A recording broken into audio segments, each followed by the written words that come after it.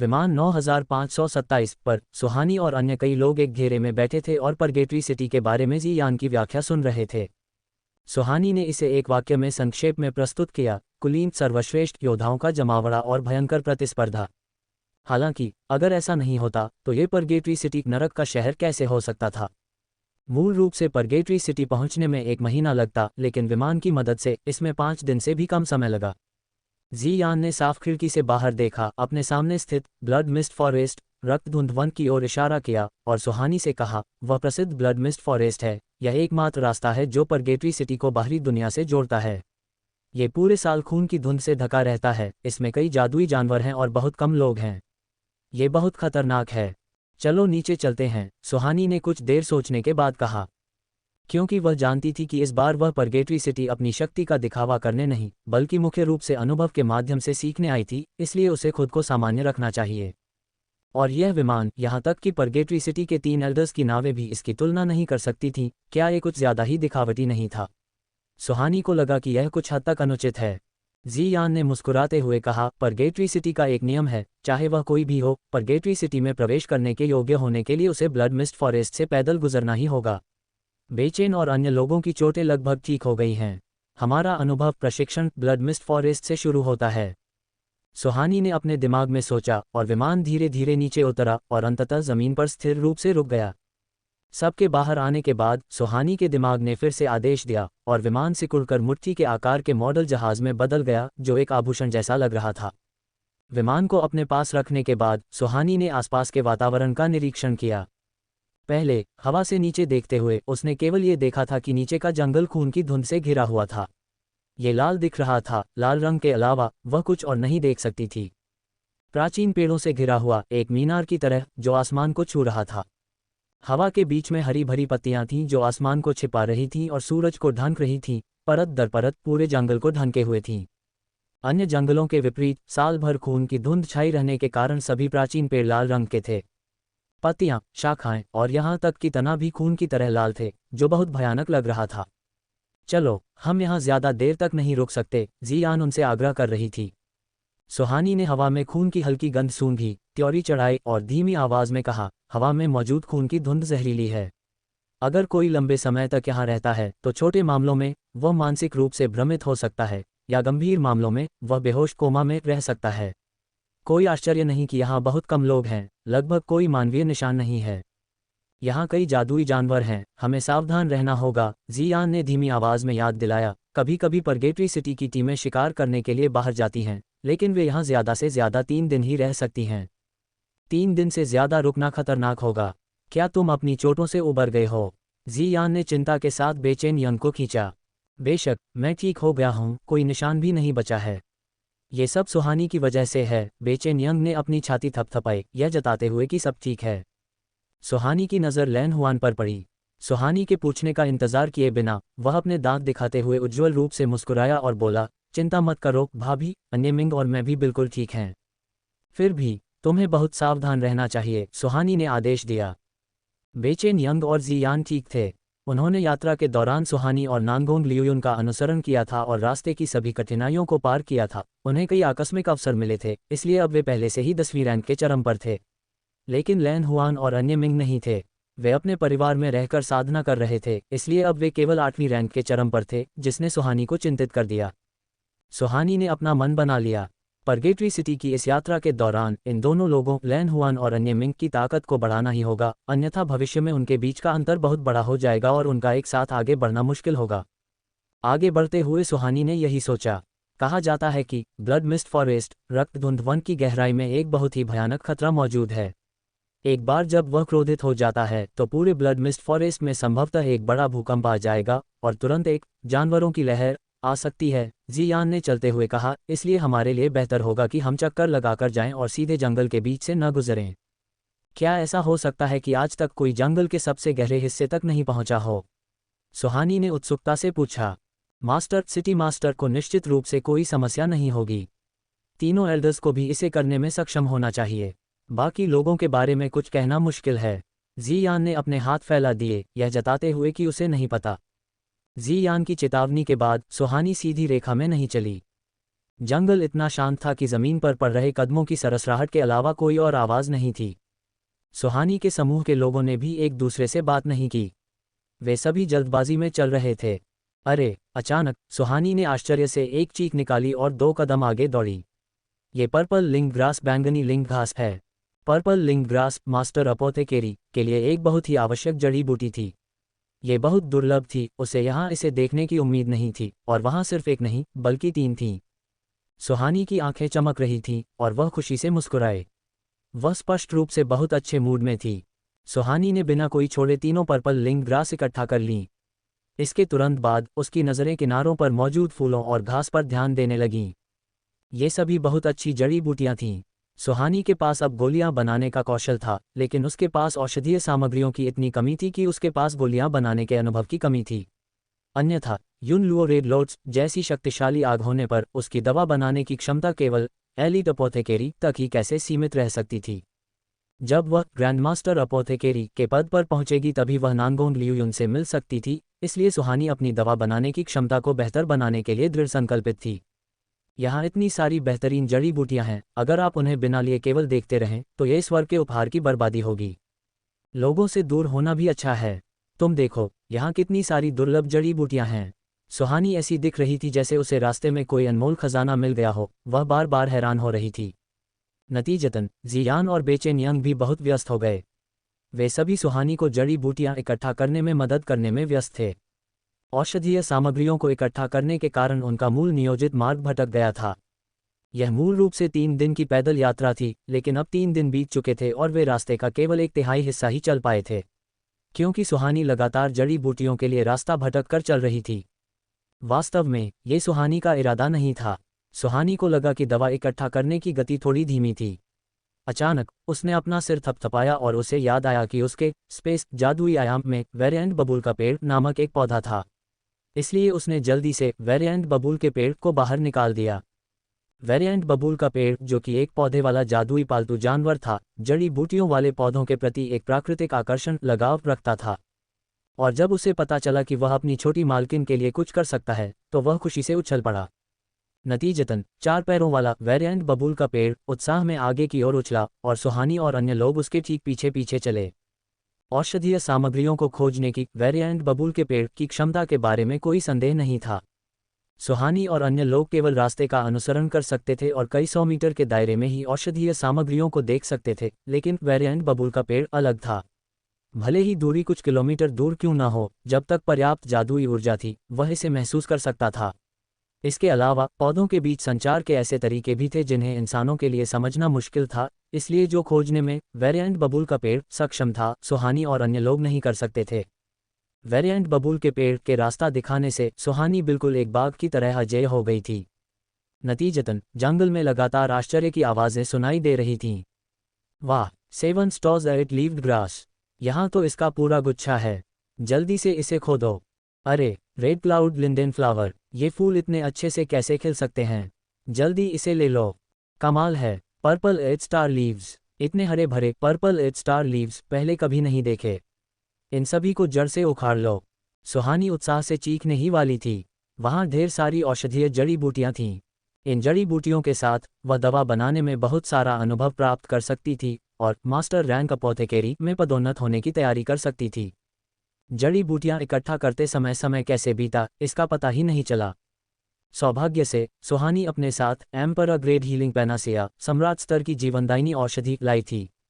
हालांकि यह विशेष रूप से रक्त धुंध को नियंत्रित नहीं करता था, लेकिन इसके उपचारात्मक प्रभाव बहुत अच्छे थे। आराम ब्रेक के दौरान सुहानी ने सभी को गोलियां बांटी, प्रत्येक व्यक्ति के लिए एक, और इसका प्रभाव 5 दिनों तक रह सकता था।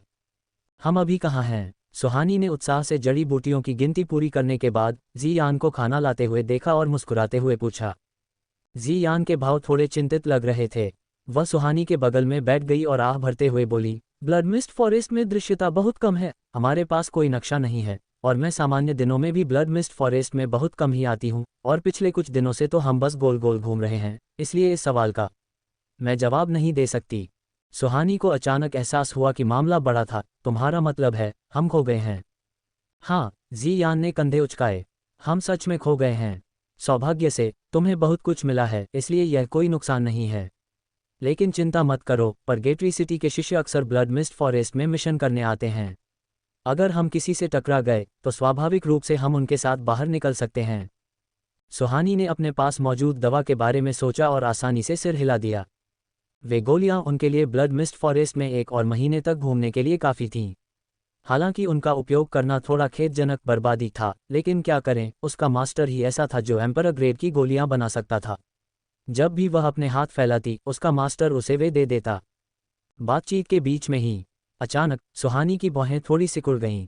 बेचैन यंग से उनके लिए भुनी हुई टकी लेकर आया।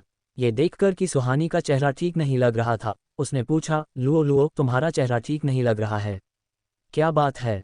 सुहानी अचानक उठ खड़ी हुई, उसका मुंह दक्षिण पूर्व की ओर था। उसने उस दिशा में देखा, लेकिन लाल रक्त धुंध के अलावा उसे कुछ दिखाई नहीं दिया। कुछ देर झिझकने के बाद सुहानी ने कहा, मुझे कुछ गड़बड़ लग रही है। उसकी छठी इंद्री हमेशा काफ़ी तेज थी।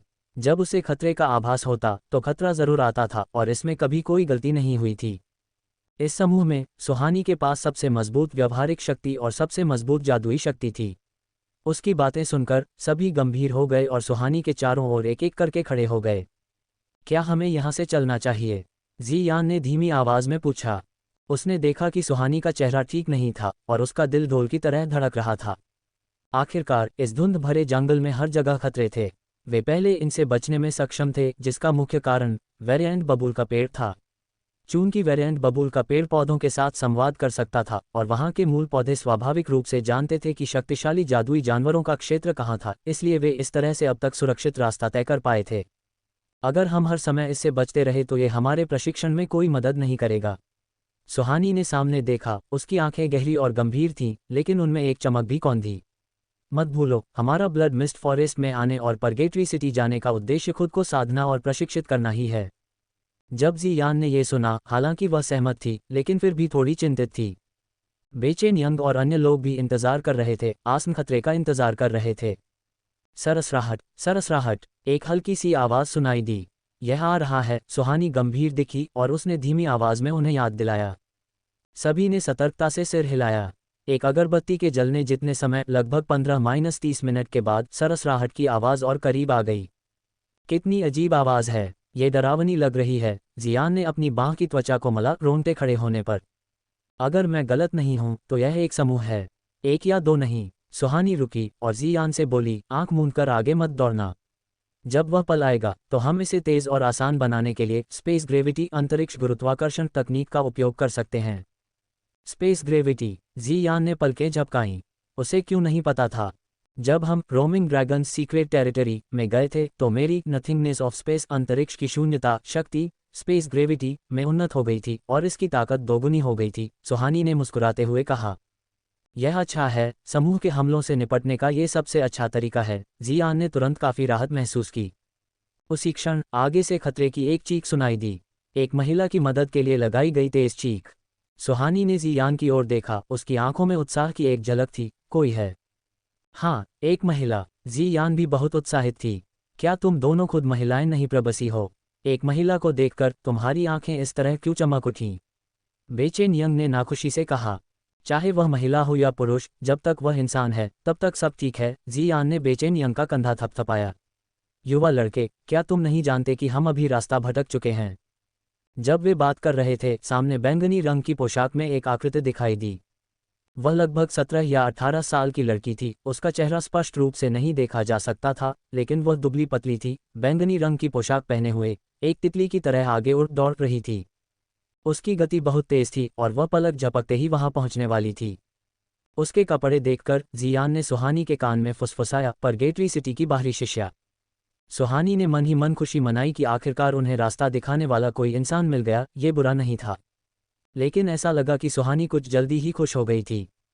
बैंगनी रंग की लड़की दौड़ती हुई आई और उसने सुहानी के समूह को देखा। उसके चेहरे के मूल उदास भाव अचानक चमक उठे। क्या तुम लोग बाहर से आ रहे हो? बैंगनी पोशाक वाली लड़की ऊंचे घमंडी लहजे में खड़ी हुई। हालांकि वह अपनी जान बचाने के लिए भाग रही थी, लेकिन जब वह सुहानी के समूह का सामना कर रही थी तो वह अहंकारी और धौंस जमाने वाली लग रही थी। उसका ये रवैया सामने आ गया। जियान हमेशा परगेटरी सिटी के अंदर वाले हिस्से में रही थी, इसलिए बैंगनी कपड़ों वाली वह बाहरी लड़की स्पष्ट रूप से सिटी मास्टर की व्यक्तिगत शिष्या जियान को नहीं पहचान सकी। इससे पहले कि सुहानी कुछ बोलती, लड़की ने सीधे कहा, क्या देख रहे हो? क्या तुम अभी भी मदद नहीं करना चाहते? उसने गुस्से में उन्हें डांटा, लेकिन वह रुकी नहीं, वह हवा के झोंके की तरह वहां से भाग गई। सुहानी और अन्य लोगों ने एक दूसरे को देखा। सुहानी को इस बात का गर्व था कि वह कई तरह के लोगों से मिल चुकी थी, लेकिन उसने कभी इतनी ढीठ और गुस्ताख लड़की नहीं देखी थी। जब वे हिचकिचा रहे थे, सरसराहट की आवाज़ और करीब आ गई। ऐसा लगा कि सुहानी का अनुमान सचमुच सही था। उन्होंने अपने सामने केवल घनी काली आकृतियों को देखा जो उनकी ही ओर दौड़ रही थीं। कनखजुरा, ब्लैक आयरन सेंटीपीड, जियान चिल्लाए और उसका चेहरा अचानक गंभीर हो गया। ब्लैक आयरन सेंटीपीड, इनकी सबसे कमज़ोर ताकत भी 8वीं रैंक की थी और कुछ अधिक शक्तिशाली वाले 9वीं और 10वीं रैंक के थे। वहाँ उनमें से कम 1000 थे। हम इनका सामना नहीं कर पाएंगे, चलो पीछे हटते हैं। जियान का चेहरा सफ़ेद पड़ गया। आप अनुभव के माध्यम से सीख सकते थे, लेकिन अपनी जान बचाना ज़रूरी था। अगर आप अपनी जान ही गंवा देंगे तो अनुभव के माध्यम से सीखने से आपको क्या मिलेगा? सुहानी ने पीछे मुड़कर देखा। जिस बैंगनी कपड़ों वाली लड़की ने उन पर यह आफत लाई थी, वह अब जा चुकी थी। उन्हें नहीं पता था कि वह कहाँ गई। ये लड़की सच में दिलचस्प है, वह बहुत तेज भागती है, सुहानी ने उपहास करते हुए कहा। क्या उस लड़की को लगा था कि वह उनके पास से भागकर सुरक्षित बच जाएगी? उसने खुद को नहीं देखा, उसकी ताकत 8वीं रैंक से ज्यादा नहीं थी। लैन हुआन, अन्य मिंग, तुम दोनों जाओ और उस लड़की को वापस पकड़ कर लाओ। अगर हमारे पास वह लड़की नहीं होगी तो हम इस ब्लड मिस्ट फॉरेस्ट से बाहर नहीं निकल पाएंगे। ठीक है। लैन हुआन और अन्य मिंग ने एक दूसरे को देखा और फिर तेजी से निकल गए। हालांकि वे ब्लैक आयरन सेंटीपीड को लेकर चिंतित थे, लेकिन वे ये भी जानते थे कि अपनी वर्तमान ताकत के साथ अगर वे रुकने की जिद करते हैं तो वे केवल सुहानी के लिए मुसीबत ही खड़ी करेंगे। इसलिए बेहतर है कि वे पूछताछ के लिए उस दुष्ट बैंगनी कपड़ों वाली लड़की को पकड़ लें। लैन हुआन के जाने के बाद सुहानी जल्द ही ब्लैक आयरन सेंटीपीड से घिर गई। चारों ओर एक घना काला जमावड़ा था जो कसकर भरा हुआ था। ये देखने में एक भयानक दृश्य था। यह मेरी रीढ़ में सिहरन पैदा कर रहा है, जियान ने पीछे हटते हुए कहा। प्रत्येक ब्लैक आयरन सेंटीपीड कनखजुरा लगभग एक इंसान के आकार का था, लेकिन वे इंसानों से कहीं ज्यादा भयानक थे। वे हरी आंखें, नुकीले दांत और कई तेज पंजे जो ठंडी रोशनी से चमक रहे थे। लड़ाई शुरू होती है, सुहानी ठंडेपन से मुस्कुराए। फिर स्पेस ग्रेविटी अंतरिक्ष गुरुत्वाकर्षण फैल गई और 100 से अधिक कनखजूरों को अपनी चपेट में ले लिया। समूह में हमला करने का ये कौशल सुहानी का पसंदीदा था। पहाड़ जितनी भारी स्पेस ग्रेविटी इन ब्लैक आयरन सेंटीपीड की आक्रमण शक्ति को बहुत कम कर सकती थी। इसके अलावा पिछली पदोन्नति के बाद से सुहानी की स्पेस ग्रेविटी का बहुत विस्तार हुआ था, जो अब 100 वर्ग मीटर तक फैल चुकी थी। हमला। सुहानी के आदेश पर बेचेन यंग और जियान ने अपने सबसे शक्तिशाली हमले शुरू कर दिए। सुहानी स्वाभाविक रूप से शांत नहीं बैठी। उसने अपने जादुई जानवरों और पौधे को भी बाहर निकाल दिया। वेरिएंट बबूल का पेड़, छोटी 9 पूंछ वाली लोमड़ी और छोटा सेबल। स्पेस ग्रेविटी के अंदर अगर सुहानी चाहती तो वह गुरुत्वाकर्षण के कारण कमजोर होने से किसी को भी मुक्त कर सकती थी, इसलिए उसकी अपनी टीम के सदस्य गुरुत्वाकर्षण से प्रभावित नहीं हुए। कुछ ही देर में भयंकर लड़ाई शुरू हो गई। कड़कती हुई आवाज़ों के बाद 100 से अधिक ब्लैक आयरन सेंटीपीड में से केवल 50 ही बचे। फिर से एक भयंकर लड़ाई हुई। बाकी बचे 50 ब्लैक आयरन सेंटीपीड भी मारे गए। बाहर कम से कम 900 और हैं। सब लोग तैयार रहना, मैं उन्हें अंदर आने देने वाली हूँ। ये देखकर कि उसकी टीम के सदस्यों का हौसला अभी भी बहुत बुलंद था, सुहानी ने लड़ाई को खत्म करने के लिए आगे और प्रयास करने का फैसला किया। सबकी सहमति मिलने के बाद एक और 100 ब्लैक आयरन सेंटीपीड अंदर आए। इस बार साधारण ब्लैक आयरन सेंटीपीड के अलावा 3 10वीं रैंक वाले सेंटीपीड भी थे। उन्हें इस समूह का नेता माना जाता था, लेकिन अफसोस सुहानी पहले ही योजना बना चुकी थी। जब 3 ब्लैक आयरन सेंटीपीड अंदर आए तो सुहानी ने जियान और बेचेन यंग को पहले ही सूचित कर दिया था। इसलिए 10वीं रैंक के चरम पर मौजूद तीनों लोगों ने क्रमशः 10वीं रैंक वाले ब्लैक आयरन सेंटीपीड पर हमला किया। जैसे ही 3 कमजोर हुए black iron centipede space gravity में दाखिल हुए, इससे पहले कि उनके सिर का चक्कर खत्म होता, उन्होंने एक परछाई को हमला करते हुए महसूस किया। इससे पहले कि वे होश में आते, उनके सिर और शरीर काट दिए गए थे। तीनों ब्लैक आयरन सेंटीपीड नष्ट हो गए। बाकी बचे सेंटीपीड अब क्या कर सकते थे? सुहानी और अन्य लोगों ने 3 कोनों पर मोर्चा संभाला और भीतर की ओर से हमला किया। और वेरिएंट बबूल का पेड़ चारों ओर घूम रहा था, बिल्कुल एक क्रांतिकारी ईंट की तरह। जहां भी जरूरत होती वह वहां जाता और उन ब्लैक आयरन सेंटीपीड को मार देता जो अभी तक मरे नहीं थे। कुछ ही दौर के तालमेल में सैकड़ों ब्लैक आयरन सेंटीपीड फिर से मारे गए। और इसी तरह चलता रहा। मारने के बाद वे स्पेस ग्रेविटी गुरुत्वाकर्षण क्षेत्र में आराम करते। आराम करने के बाद वे फिर से मारना शुरू कर देते। इस तरह 3 लोगों और 3 जादुई पालतू जानवरों ने एक साथ मिलकर बेहतरीन तालमेल बिठाया। आधे घंटे से भी कम समय में उन्होंने 1000 से ज़्यादा ब्लैक आयरन सेंटीपीड मार गिराए। बाकी बचे ब्लैक आयरन सेंटीपीड बुरी तरह डर गए। 15 मिनट के भीतर वे सभी तितर बितर हो गए और भाग गए। जमीन पर ब्लैक आयरन सेंटीपीड का ढेर लगा हुआ था। वास्तव में ये और भी तेज हो सकता था, लेकिन यून लुओ रेड लॉर्ड्स अभी शिशु अवस्था में थी। सुहानी के स्पेस जादुई आयाम में गहरी नींद सो रही थी, इसलिए लड़ाई थोड़ी लंबी चली। अन्यथा यून लुओ रेड लॉर्ड्स की मदद से आग की भयानक लपटें छूटती और न जाने कितने ब्लैक आयरन सेंटीपीड और भी तेजी से भस्म हो जाते। इस समय सुहानी और बाकी लोग बुरी तरह थक चुके थे। लैन हुआन और अन्य मिंग अभी तक नहीं लौटे हैं। मुझे नहीं पता कि वे ठीक हैं या नहीं। चलो चलकर देखते हैं। कुछ देर आराम करने के बाद सुहानी ने आदेश दिया। नतीजतन तीनों तेजी से उस जगह की ओर चल पड़े जहां वे पहले गायब हुए थे। उन्हें सामने आते देर नहीं लगी। इस समय वे दोनों बैंगनी रंग की पोशाक वाली उस लड़की को पकड़े हुए थे। क्या तुम सब ठीक हो? लैन हुआन ने देखा कि सुहानी और बाकी सभी लोग थके हुए थे। उनके माथे से पसीना टपक रहा था, इसलिए उसने चिंता से पूछा। सुहानी और अन्य लोगों ने अभी जवाब नहीं दिया था, लेकिन बैंगनी कपड़ों वाली लड़की ने ठंडेपन से उपहास किया। अगर तुम ब्लैक आयरन सेंटीपीड के हमले से बचना चाहते हो तो तुम अपनी पूरी ताकत से लड़े बिना ऐसा कैसे कर सकते हो? हालांकि तुम लोगों में कुछ क्षमताएं तो हैं। तुम सच में उन ब्लैक आयरन सेंटीपीड से छुटकारा पाने में कामयाब रहे। बैंगनी पोशाक वाली लड़की अभी भी असंतुष्ट थी और बोलते समय गुस्से में थी। सुहानी कुछ नहीं बोली। जियान ठंडेपन से आगे बढ़ी और लड़की को ऊपर से नीचे तक घूरा। क्या देख रही हो? दोबारा देखा तो मैं तुम्हारी आंखें निकाल लूंगी, बैंगनी पोशाक वाली लड़की ने जोर से धमकी दी। इस समय सुहानी को यह समझना सच में मुश्किल लग रहा था और उसने मुस्कुराते हुए पूछा, तुम एक कैदी होने के बावजूद इतनी अहंकारी क्यों हो? क्या तुम मुझे इसका कारण बता सकती हो? ये सुनकर बैंगनी कपड़ों वाली लड़की ने उपहास किया और बोली, तुम विदेशी लोग, तुम यहाँ घुसने और परगेटरी सिटी का सदस्य बनने की कोशिश करना चाहते हो, है ना? सुहानी ने अपनी नाक छुई। हालांकि तुम्हारा निशाना बिल्कुल सटीक नहीं लगा, लेकिन यह ज्यादा दूर भी नहीं है। अंतर बस इतना था कि उसके पास परगेटरी सिटी के मास्टर द्वारा दिया गया टोकन था, जिसका अधिकार 3 एल्डर्स से भी ज्यादा था। ये सुनकर बैंगनी कपड़ों वाली लड़की ने अपना सिर और भी गर्व से उठाया और ठंडेपन से उपहास किया।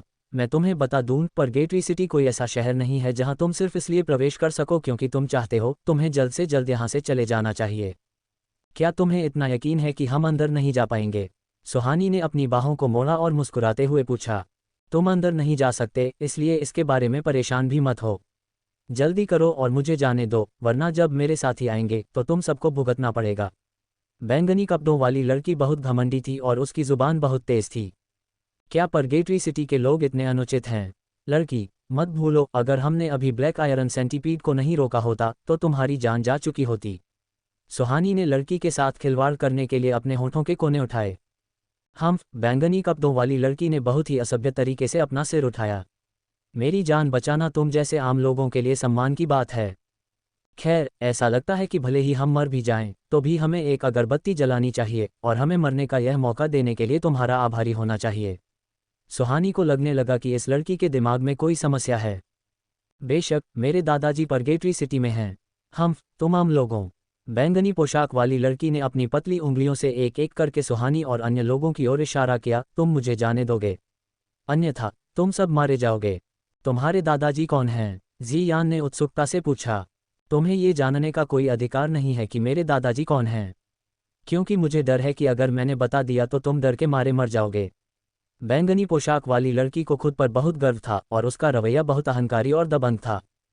खैर, तुम्हें हमें बताना ही होगा ताकि हम जान सकें कि डर के मारे मरना कैसा होता है। बेचैन यंग ने आंख मारी और एक मजाकिया नजर डाली, जिससे सुहानी लगभग हंसी पड़ी।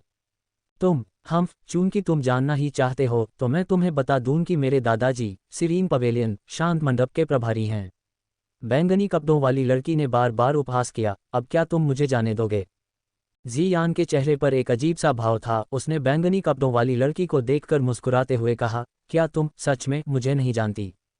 बैंगनी पोशाक वाली लड़की ने जियान को ठंडेपन से देखा और तिरस्कारपूर्वक उपहास किया। क्या तुम मशहूर हो? मुझे तुम्हें क्यों जानना चाहिए? मैं तुम जैसे बाहर के आम लोगों को कैसे जान सकती हूँ? परगेटरी सिटी के प्रतिष्ठित मास्टर की शिष्या जियान उदास हो गई। जियान चुपचाप मुड़ी, सुहानी की ओर देखा और मन ही मन बुदबुदाई, मुझे तुच्छ समझा जा रहा है। तुम्हें तुच्छ समझा जा रहा है। मुझे तो और भी ज्यादा तुच्छ समझा जा रहा है। सुहानी ने निशब्द होकर अपनी ठुड्डी छुई और इसके तुरंत बाद उसने जियान की बाह में कोहनी मारते हुए पूछा, वैसे ये सीरीन पवेलियन कहाँ है? Serine pavilion. जियान ने कई बार खुद को रोका लेकिन कुछ नहीं कहा। किसने सोचा होगा? बैंगनी पोशाक वाली लड़की हंसी और सुहानी की ओर इशारा करते हुए तिरस्कारपूर्वक बोली, तुम परगेटरी सिटी में आंतरिक शक्ति के बंटवारे को कैसे जान सकते हो? मैं तुम आम लोगों को बताऊंगी। सीरीन पवेलियन, सीरीन फेयरी, शांत परी का निवास स्थान है। सीरीन फेयरी कौन है? सुहानी हैरान थी। उसे याद आया, पहले विमान में जियान ने उन्हें परगेटरी सिटी में कुछ आंतरिक शक्ति वितरण के बारे में बताया था, लेकिन उसने तथाकथित सीरीन पवेलियन का उल्लेख नहीं किया था। लेकिन ये देखकर कि बैंगनी कपड़ों वाली लड़की उन्हें इतनी गंभीरता से तुच्छ समझ रही थी, सुहानी को लगा कि यह सीरीन पवेलियन और सीरीन फेयरी बहुत महान होने चाहिए। तुमने सीरीन फेयरी के बारे में सुना भी नहीं है? तुम लोग कितने अज्ञानी हो। बैंगनी पोशाक वाली लड़की ने उन्हें और भी अधिक तिरस्कार की नज़रों से देखा। मैं तुम्हें बताती हूँ, सीरीन फेयरी वह 3 एल्डर्स में से एक की अंतिम शिष्या है, जो केवल होली मेडेन जियान पवित्र शिष्या जियान के बाद दूसरे स्थान पर है। खांसी, पफ, हाँ। एक पल के लिए सभी लोग एक साथ जोर से हंस पड़े।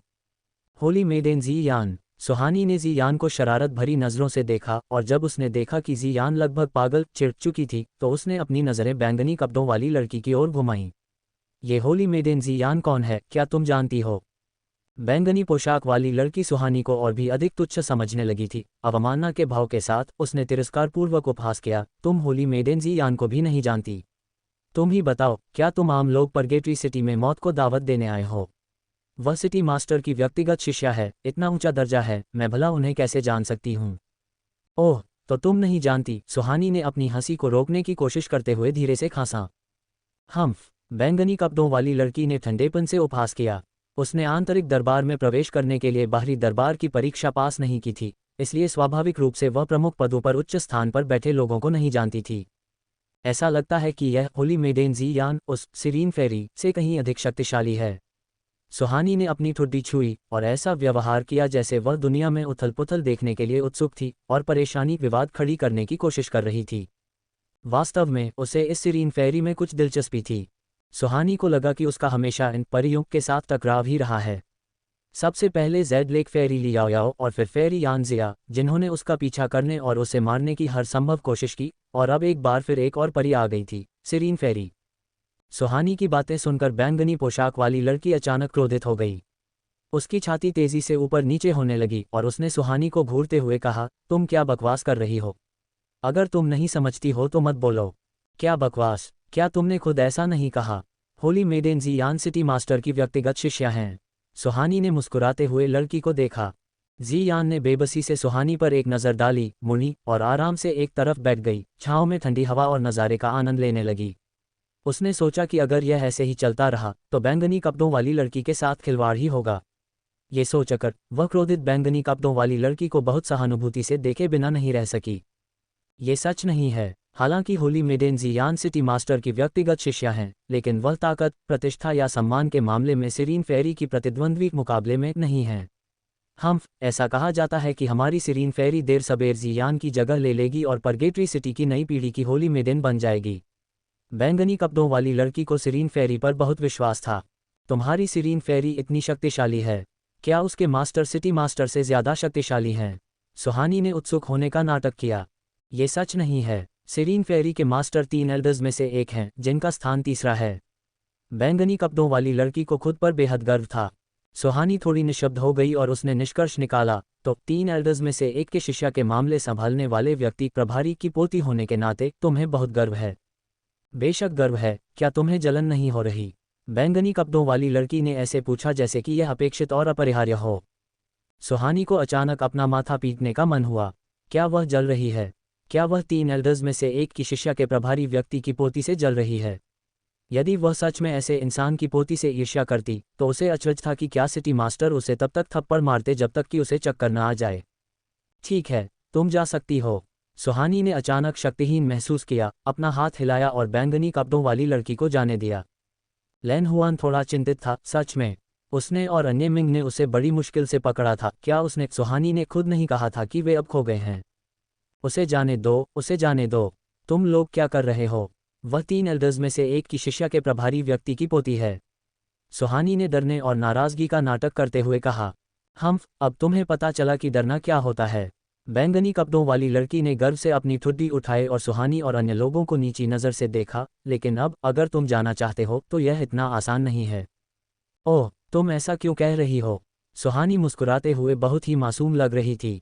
वास्तव में उसने पहले ही अंदाज़ा लगा लिया था कि बैंगनी कपड़ों वाली लड़की क्या कहेगी, इसलिए वह जानबूझकर पीछे हट गई और उसे आज़ाद करने का नाटक किया। तुम लोगों को मैं अब अपने कब्जे में ले रही हूँ। बैंगनी कपड़ों वाली लड़की ने अपनी कमर से एक लंबा और पतला चाबुक निकाला, सुहानी की ओर इशारा किया और कहा, अब तुम्हारा एकमात्र काम मुझे ब्लड मिस्ट फॉरेस्ट से सुरक्षित बाहर निकालना है। बैंगनी कपड़ों वाली लड़की को भी एहसास हो गया था कि इन लोगों की साधना ताकत इतनी कमज़ोर नहीं थी और इनका इस्तेमाल अपने फ़ायदे के लिए किया जा सकता था। क्यों? सुहानी जल्दी में लग रही थी, उसे घूरते हुए बोली, यहाँ बहुत खतरा है। हम बाहर निकलने की जल्दी में हैं। तुम्हें बाहर भेजने का समय किसके पास है? इसके अलावा तुमने खुद ही कहा था कि हम शायद ही परगेटरी सिटी में प्रवेश कर सकें। जब उन्होंने देखा कि सुहानी अभिनय नाटक करने में इतनी मग्न थी तो उन्होंने उसकी पोल नहीं खोली और एक दूसरे का साथ दिया। बेचैन यंग ने अपनी आंखों में तिरस्कार के साथ लड़की की ओर देखा। दूसरे शब्दों में, हमें तुम्हारी रक्षा क्यों करनी चाहिए? इससे हमारा कोई फ़ायदा नहीं होगा। लैन हुआन ने उपहास किया, हमें काम पर रखना चाहती हो? तुम क्या कीमत चुकाने वाली हो? अन्य मिंग ने अपनी ठुड्डी को छुआ और हल्की मुस्कान के साथ कहा, इस कीमत पर चर्चा करने की आवश्यकता है। केवल जी यान ने अपनी पहचान सिटी मास्टर की शिष्या होने के कारण इस नाटक में भाग नहीं लिया। बैंगनी कपड़ों वाली लड़की को उम्मीद नहीं थी कि ये लोग उसके एहसानों की कद्र नहीं करेंगे। वह लगभग गुस्से से टूट गई। उसकी पतली उंगलियों ने एक एक करके सुहानी और अन्य लोगों की ओर इशारा किया, तुम सब पागल हो गए हो। मुझे सुरक्षित वापस ले जाना तुम्हारे लिए सम्मान की बात है, क्या तुम नहीं जानते? मोलभाव करने की तुम्हारी हिम्मत कैसे हुई? कितने बेवकूफ़ हो। जिन लोगों को बेवकूफ़ कहा गया था वे नाराज़ नहीं हुए, बल्कि उन्हें मज़ा आ रहा था। सुहानी ने नाराज़ होने का नाटक किया और अपने समूह के साथ मुड़कर जाने लगी। चूंकि यह लड़की कीमत नहीं चुका सकती और हम परगेटरी सिटी में प्रवेश भी नहीं कर सकते, इसलिए हमारे लिए अभी वापस जाना ही बेहतर है। हाँ, मुझे लगता है कि ब्लड मिस्ट फॉरेस्ट भी बहुत खतरनाक है। फिर वहाँ ब्लैक आयरन सेंटीपीड का एक झुंड भी है जो हमें कुचल सकता है और हमारा नामो निशान मिटा सकता है। चलो चलते हैं। हाँ, चलो चलते हैं। ये कहते हुए समूह वापस मुड़ गया। वे बिना किसी हिचकिचाहट के मुड़े, जिसने बैंगनी कपड़ों वाली लड़की को तुरंत डरा दिया। अरे, तुम ऐसा कैसे कर सकते हो? अरे, तुम नहीं जा सकते।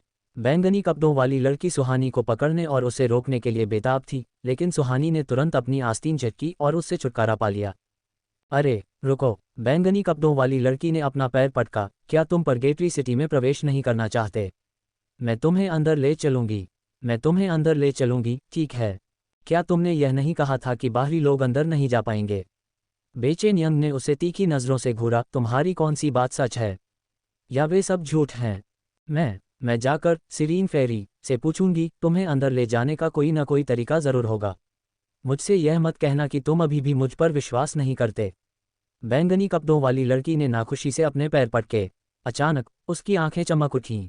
उसने अपनी आस्तीन से कुछ बैंगनी क्रिस्टल पत्थर निकाले और उन सभी को सुहानी के हाथों में थमा दिया। इसे अग्रिम भुगतान के रूप में ले लो, ठीक है? 7 बैंगनी क्रिस्टल पत्थर। ये लड़की बहुत उदार थी। अभी सुहानी के पास क्रिस्टल पत्थरों की भारी कमी हो गई थी। किसने कहा था उसे अपने स्पेस में इतने सारे भूखड़ों पालतू जादुई जानवरों को पालने के लिए? लेकिन सुहानी ने अभी भी झिझकते हुए भाव बनाए और आधे अधूरे मन से सहमत होने से पहले 3 और बैंगनी क्रिस्टल पत्थर ऐंठ लिए। अमीर लोग। जी यान की आंखों में थोड़ी ईर्ष्या थी। तीनों एल्डर्स परगेटरी सिटी के भंडारगृह के प्रभारी थे। अप्रत्याशित रूप से इस बैंगनी कपड़ों वाली छोटी लड़की को भी इसका फायदा मिला था, जिसने एक ही बार में 10 बैंगनी क्रिस्टल पत्थर निकाल दिए थे। सुहानी ने बैंगनी क्रिस्टल पत्थरों को समान रूप से बांट दिया। बेचैन यंग, लैन हुआन, अन्य मिंग, जी यान और वह खुद। प्रत्येक व्यक्ति के लिए 2। उन्हें उनके हाथों में थमाने के बाद समूह खुशी खुशी रास्ते पर निकल पड़ा। रास्ते भर तीनों युवक बैंगनी कपड़ों वाली उस घमंडी लड़की को चिढ़ाते रहे, उसे बातों बातों में आसमान पर चढ़ाते रहे और अंततः उससे कुछ जानकारी निकलवा ही ली। बैंगनी कपड़ों वाली लड़की का नाम लुओ किंग्युन था। इस बार वह बाहरी दरबार से अपने वरिष्ठ भाइयों और बहनों के साथ शिकार मूल्यांकन करने के लिए बाहर आई थी। यदि वह सुरक्षित वापस चली जाती तो वह आंतरिक दरबार में प्रवेश कर सकती थी। हालांकि लुओ किंग्युन की टीम को ब्लड मिस्ट फॉरेस्ट में जादुई जानवरों ने मार डाला था। अंत में वह अकेली ही जिंदा भाग निकली थी। दुर्भाग्य से रास्ते में उसने ब्लैक आयरन सेंटीपीड कनखजूरों को उकसा दिया, जिसके कारण वह पिछली घटना घटी थी। परगेटरी सिटी में आंतरिक शहर और बाहरी शहर के बीच अंतर है। लुओ किंग्युन ने सुहानी को तिरस्कारपूर्वक देखा। इस परीक्षा के बाद मैं आंतरिक द्वार में प्रवेश कर सकती हूँ, लेकिन तुम लोग, हा। वह कहना चाहती थी कि तुम लोग तो बाहरी शहर में भी प्रवेश नहीं कर सकते, लेकिन वह इतनी मूर्ख नहीं थी।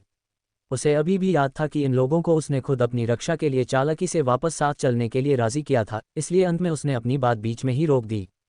पता नहीं इसका कारण ये था कि सुहानी की किस्मत बहुत अच्छी थी, लेकिन रास्ते में चलते हुए वे इतने भाग्यशाली थे कि उन्होंने किसी जादुई जानवर को नहीं उकसाया। अपने सामने वे ब्लड मिस्ट फॉरेस्ट, रक्तधुंध वन का किनारा देख सकते थे। चलो चलते हैं, निकास बस आगे ही है। लुओ किंग्युन जल्दी में थी, लेकिन जिस पल उसने अपना सिर झुकाया, उसके होंठों के कोने पर एक अजीब सी दुष्ट मुस्कान आ गई। हालांकि सुहानी ने इसे पकड़ लिया, देख लिया। ये लड़की आखिर क्या करने की कोशिश कर रही है। सुहानी गुप्त रूप से सतर्क हो गई, लेकिन वह शांत रही और उसका चेहरा पहले की तरह ही मुस्कुरा रहा था। ब्लड मिस्ट फॉरेस्ट से बाहर आने पर आगे घना कोहरा था। सामने सफ़ेद कोहरा हवा में छाया हुआ था और दृश्यता बहुत कम थी। सुहानी ने केवल उनके सामने पत्थर की सीढ़ियों की परत दर परत देखी, जो पूरे रास्ते ऊपर की ओर फैली हुई थीं। सीढ़ियां लंबी थीं, एक किनारे से दूसरे किनारे तक फैली हुई थीं, और वे लगभग अंतहीन लग रही थीं। हर सीढ़ी महीन सफ़ेद पत्थर से बनी, मजबूत, सख्त और सुंदर थी। चलो, लुओ किंग्युन ने लोगों की ओर देखकर अजीब तरह से मुस्कुराते हुए कहा, यहाँ से आगे परगेटरी सिटी की सीमा शुरू होती है, लेकिन अगर तुम परगेटरी सिटी में प्रवेश करना चाहते हो तो तुम्हें पहले इस एंजल कैसल, देवदूत महल को पार करना होगा। Angel castle. सुहानी की नज़रें ज़ियान पर पड़ीं। ज़ियान ने बिना किसी को जताए धीरे से अपना सिर हिलाया।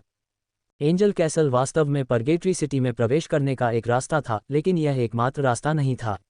लेकिन लुओ किंग्युन की स्पष्ट रूप से कुछ और योजनाएं थीं, इसलिए वह उन्हें सीधे इस महल की ओर ले आई थी। लुओ किंग्युन को नहीं पता था कि होली मेडेन ज़ियान उसके ठीक 1 मीटर सामने खड़ी है, इसलिए वह अभी भी वहां गंभीरता से झूठ गढ़ रही थी। वह बेहद दबंग थी और लोगों को ऐसे आदेश दे रही थी जैसे यह उसका अधिकार हो। तुम किसका इंतजार कर रहे हो? क्या तुम परगेटरी सिटी में नहीं जाना चाहते? परगेटरी सिटी में प्रवेश करने का यही एकमात्र रास्ता है। आओ, जल्दी करो। इसके साथ उसने नेतृत्व किया और सीढ़ियों पर चलने लगी।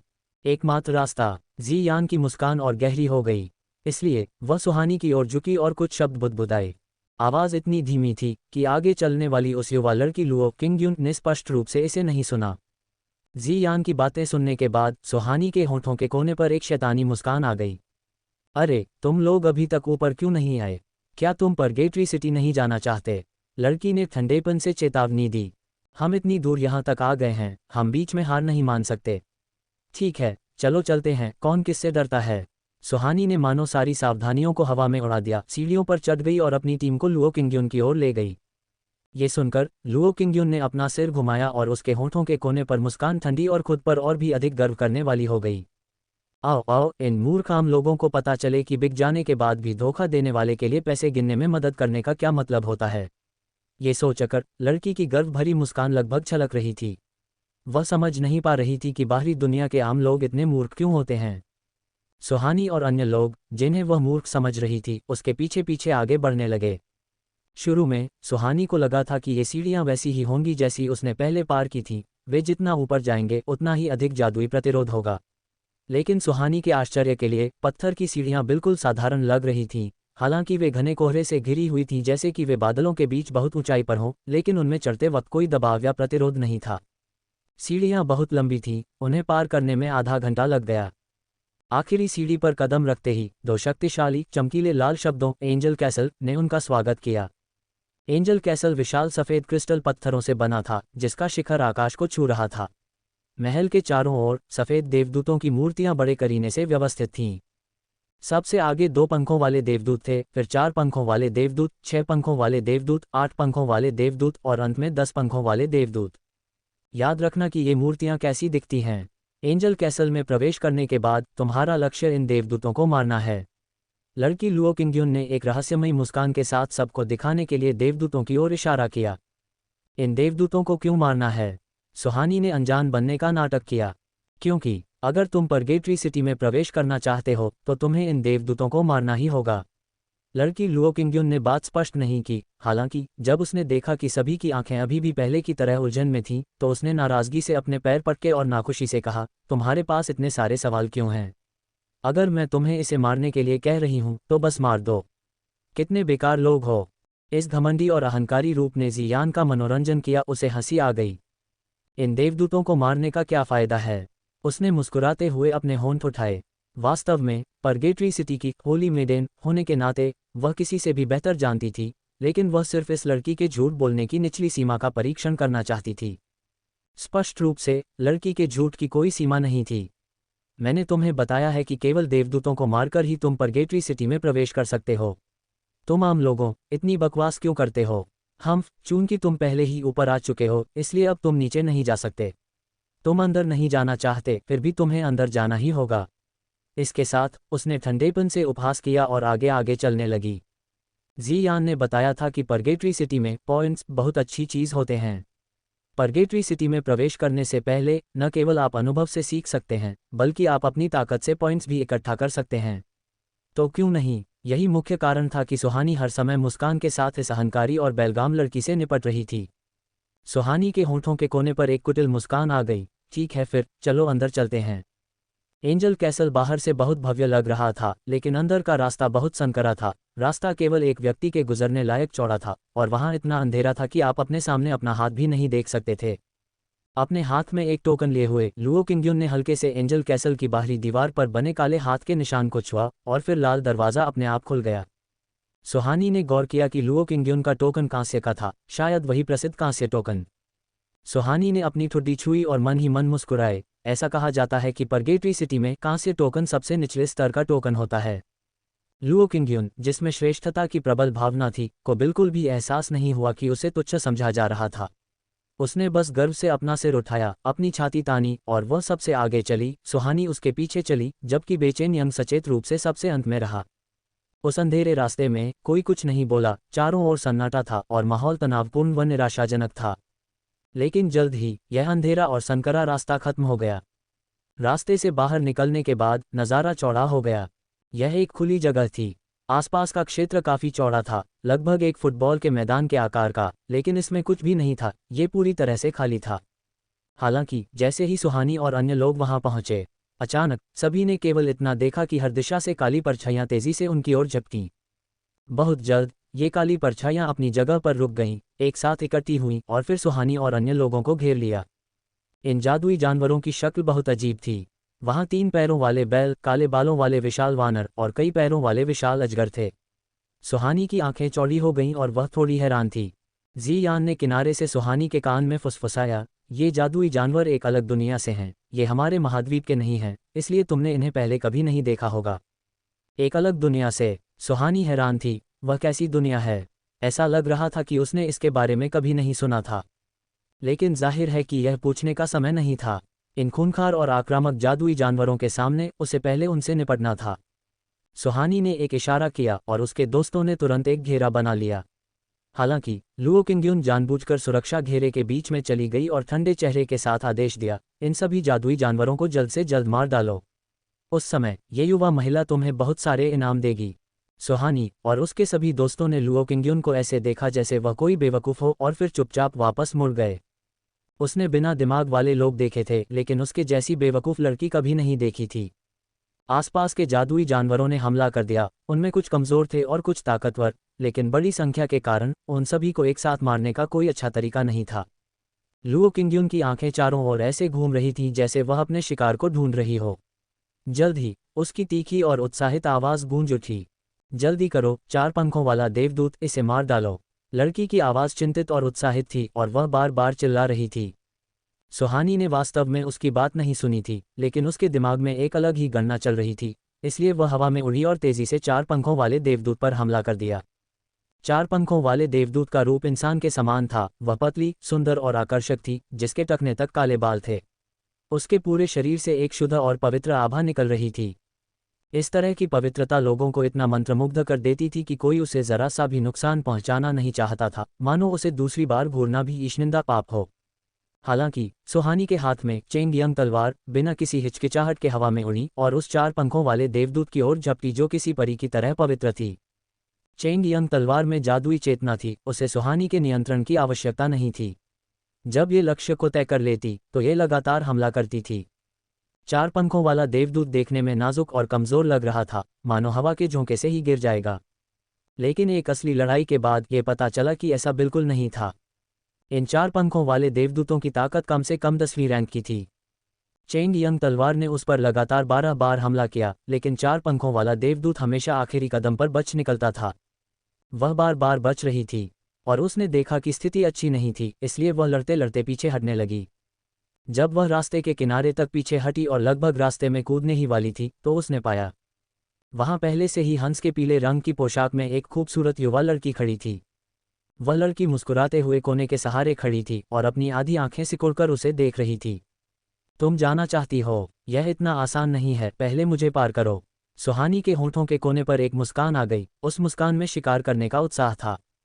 ये 4 पंखों वाला देवदूत किस बात का प्रतिनिधित्व कर रहा था? हालांकि मूर्ख लुओ किंगयुन ने यह नहीं बताया था, लेकिन इसका मतलब यह नहीं था कि सुहानी नहीं जानती थी। ये 10वीं रैंक से ज्यादा कुछ नहीं है। सुहानी ने इस समय अपनी स्पेस ग्रेविटी अंतरिक्ष गुरुत्वाकर्षण शक्ति का इस्तेमाल नहीं किया, क्योंकि उसने जब तक कोई और विकल्प न हो तब तक अपने तुरुप के पत्ते बाहर न निकालने की योजना बनाई थी। सुहानी ने शांति से अपना दाहिना हाथ बढ़ाया और चेंग यंग तलवार उसके हाथ में आ गई। तुम अपनी मौत को स्वीकार करो। सुहानी ने चेंग यंग तलवार को दोनों हाथों से पकड़ लिया और उसके पीछे की हवा बिल्कुल शांत थी। 4 पंखों वाले देवदूत की आंखों में खौफ की एक झलक कौंधी, वह घबराहट में भागना चाहती थी। लेकिन सुहानी के हाथों में चेंग यंग तलवार ऊंची उठ चुकी थी। फिर तेज तलवार चमकी। स्लैश! एक स्पष्ट आवाज सुनाई दी। 4 पंखों वाले देवदूत का सुंदर शरीर जमीन पर गिर पड़ा। सुहानी ने उसके शरीर को 2 हिस्सों में काट दिया था। यहाँ के जादुई जानवरों की ताकत 8वीं और 9वीं रैंक के आसपास थी, इसलिए वे जी यान के साथ लड़ाई में पहले ही मारे जा चुके थे। सुहानी के सबसे शक्तिशाली 4 पंखों वाले देवदूत से निपटने के बाद लड़ाई समाप्त हो गई थी।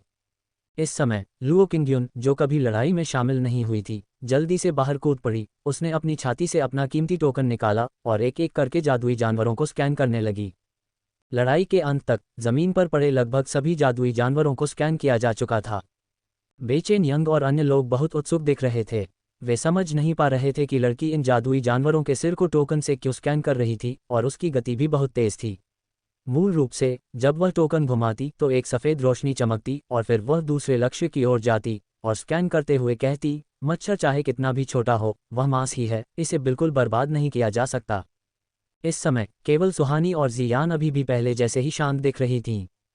आधा स्कैन करने के बाद सुहानी के कारण लुओ किंगयुन का ध्यान भटक गया, क्योंकि इस समय सुहानी 4 पंखों वाले देवदूत को अपनी तलवार से 2 हिस्सों में काट रही थी।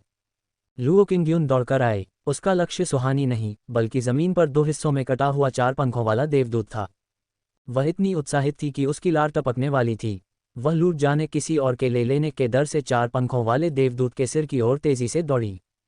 हालांकि इससे पहले कि वह 4 पंखों वाले देवदूत के सिर पर टोकन घुमा पाती, उसके हाथ का टोकन किसी और के हाथ में जा चुका था, छिन चुका था। लुओ किंगयुन ने अपने खाली हाथों को देखा। अगले ही पल वह आग बबूला हो गई और सुहानी की ओर देखकर बोली, तुम क्या कर रही हो? जल्दी से मेरा टोकन मुझे वापस करो। क्या ये तुम्हारा टोकन है? सुहानी शांत और गंभीर थी, अपने हाथों में टोकन को मुस्कुराते हुए देख रही थी।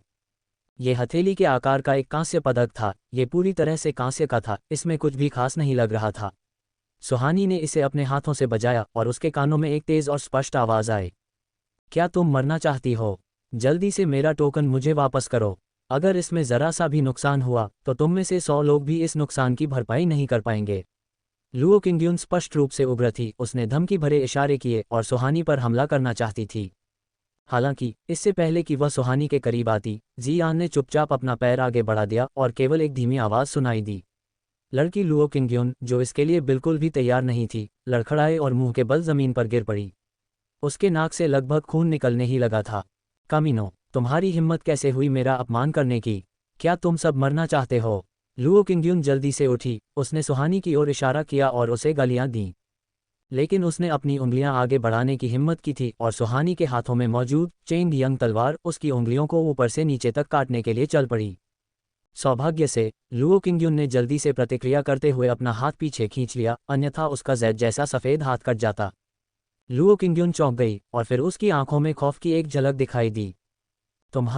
तुम्हारी हिम्मत कैसे हुई? लुओ किंग्यून का गुस्सा आग की तरह फूट पड़ा, लेकिन जब उसने सुहानी द्वारा एक 4 पंखों वाले देवदूत को 2 हिस्सों में काटे जाने के बारे में सोचा तो उसने अपने गुस्से को पीछे धकेल दिया, दबा लिया, लेकिन उसका चेहरा अभी भी उग्र लग रहा था। तुम बिना कुछ किए ही चीजें हासिल करने की हिम्मत करती हो, तो फिर हम किस बात से डरें? सुहानी ने मुस्कुराते हुए लुओ किंग्यून के टोकन के साथ खिलवाड़ किया और एक बनावटी मुस्कान के साथ पूछा, तुम्हारे इस टोकन का क्या चक्कर है? तुम अभी क्या कर रही थी? लुओ किंग्यून ने ठंडेपन से उपहास किया और कोई जवाब नहीं दिया। तुम नहीं बताना चाहती? क्या तुम चाहोगी कि मैं तुम्हारे लिए बोलूं? जी यान ने मुस्कुराते हुए लुओ किंग्यून का कंधा थपथपाया, उस जमीन की ओर इशारा करते हुए जहां स्कैन होने के बाद जादुई जानवरों के शरीर गायब हो गए थे, और ठंडेपन से मुस्कुराते हुए बोली, इन जादुई जानवरों के 10 शरीरों को 1 पॉइंट के बदले बदला जा सकता है। क्या मैंने कोई गलती की? तुम? लुओ किंग्यून का रंग थोड़ा बदल गया, उसकी उंगली उनकी ओर इशारा कर रही थी। क्या तुम लोग बाहर से नहीं हो? तुम परगेटरी सिटी में पॉइंट्स भुनाने के नियम कैसे जानती हो? जी यान मुस्कुराई लेकिन कुछ नहीं बोली। वह भला परगेटरी सिटी में पॉइंट भुनाने के नियम कैसे नहीं जान सकती थी? क्या ये कोई मजाक नहीं था? ओह, मैं समझ गई। तुमने बाहर के लोगों से सुना होगा, है ना? लुओ किंग्यून को अभी भी श्रेष्ठता का एहसास हो रहा था। उसने ठंडेपन से सुहानी से कहा, परगेटरी सिटी का हर टोकन अलग होता है, वे अपने मालिक के खून के साथ जुड़े होते हैं। भले ही तुम मेरा टोकन छीन लो, यह अभी भी बेकार होगा, इसे जल्दी से मुझे वापस कर दो। अगर हम इसे वापस न दे तो? सुहानी ने हल्की मुस्कान के साथ कहा। तो तुम केवल मरने का इंतजार कर सकती हो। तुम आम लोग, तुमने कभी टोकन देखा तक नहीं है, तुम सच में दयनीय हो। भले ही तुम सफलतापूर्वक परगेटरी सिटी के द्वार में प्रवेश कर लो, ऐसा टोकन पाने में कम से कम 5 साल लगेंगे। लेकिन तुम्हारा मेरा टोकन लेना बेकार है, ये टोकन मेरे खून से जुड़ चुका है। मेरे मरने के बाद भी तुम इसका इस्तेमाल नहीं कर पाओगी। सुहानी के चेहरे पर एक लापरवाह मुस्कान थी और उसकी आंखें भी मुस्कान से भरी थीं। तुम्हें वह 4 पंखों वाला देवदूत इतना क्यों पसंद है? इस 4 पंखों वाले देवदूत में क्या खास है? सुहानी ने जमीन पर पहले से ही लाश बन चुके 4 पंखों वाले देवदूत को ठोकर मारते हुए कहा। इस समय देवदूत से एक हल्की सी रोशनी निकल रही थी और यह रोशनी नंगी आंखों से देखी जा सकने वाली गति से धुंधली हो रही थी। जब लुओ किंग्यून ने इसे देखा तो वह तुरंत चिंतित हो गई और अपना पैर पटकते हुए बोली, जल्दी करो। तुमने अभी तक उसके सिर की ओर टोकन स्कैन क्यों नहीं किया? तुम बेवकूफ़ हो। जल्द ही 4 पंखों वाला देवदूत गायब हो जाएगा और पॉइंट्स भी चले जाएंगे। ये 4 पॉइंट्स हैं, पूरे 4 पॉइंट्स। लुओ किंग्यून चिंतित थी और लगभग रोने ही वाली थी, क्योंकि देवदूत दुर्लभ थे, केवल 1 या 2 ही कभी कभार मिल सकते थे, और सभी जादुई जानवरों में देवदूतों के पॉइंट सबसे अधिक थे। अन्य जादुई जानवरों के साथ उनमें से 40 को मारने में बहुत मेहनत लगती थी, लेकिन केवल 4 पॉइंट्स मिलते थे। लेकिन एक 4 पंखों वाला देवदूत सीधे 4 पॉइंट्स दिला सकता था, इसलिए लुओ किंग्यून इतनी चिंतित थी। सुहानी ने अपनी आंखें उठाकर जी यान को इशारा किया। जी यान ने सिर हिलाया, अपनी आस्तीन से एक टोकन निकाला और बिना किसी जल्दबाजी के देवदूत के माथे पर टोकन को घुमाया, स्कैन किया। यह एक चांदी का टोकन था। 8 पॉइंट्स। जी यान मुस्कुराए और उसने सुहानी को देखने के लिए उसे सौंप दिया। वास्तव में उस पर एक चमकीला लाल नंबर सटीक रूप से प्रदर्शित हो रहा था, 8। कुछ ही सेकंड बाद नंबर गायब हो गया और टोकन अपने मूल रंग में लौट आया। चांदी का टोकन? तुम्हारे पास चांदी का टोकन क्यों है? लुओ किंग्यून स्तब्ध रह गई और मूर्खों की तरह जी यान के हाथ में टोकन को घूरती रही। केवल आंतरिक दरबार के कुछ ही शिष्यों के हाथों में चांदी का टोकन होता था। उसके पास ये क्यों था? आखिर क्यों? सुहानी और जी यान एक दूसरे को देखकर मुस्कुराईं, लेकिन उन्होंने लुओ किंग्यून को नज़रअंदाज कर दिया और उसे दरकिनार कर दिया। लेकिन लड़की स्पष्ट रूप से नज़रअंदाज नहीं होना चाहती थी। उसने जी यान को घूरा और ठंडेपन से कहा, ये टोकन, तुमने इसे किससे चुराया है? इससे तुम्हारा क्या लेना देना? जी यान ने उसे कठोर नज़रों से देखा। तुम? लुओ किंग्यून ने एक गहरी सांस ली, जी यान की ओर इशारा किया और उसकी आंखें शातिर थीं। क्या तुमने किसी की हत्या करके उसे लूटा है? जी यान हंसी लेकिन कुछ नहीं बोली। उसने लड़की पर ध्यान नहीं दिया, उसने अपनी पहचान उजागर नहीं की थी, उसने बस सुहानी से बात की। बेचैन यंग ने पूछा, क्या तुमने अभी यह नहीं कहा था कि एक 4 पंखों वाला देवदूत केवल 4 पॉइंट्स ही दे सकता है? तुम्हारे पास 8 पॉइंट्स कैसे हैं? क्योंकि यह एक चांदी का टोकन है। जी यान की आंखों ने खुद पर थोड़ा गर्व महसूस करते हुए लुओ किंग्यून पर एक नज़र डाली। कांस्य में सामान्य पॉइंट्स मिलते हैं, लेकिन चांदी के टोकन के साथ पॉइंट्स 2 गुने हो जाते हैं। कोई आश्चर्य नहीं कि यह 8 पॉइंट्स हो गया। इस तरह क्या सोने के टोकन पर और भी ज़्यादा पॉइंट्स नहीं होंगे?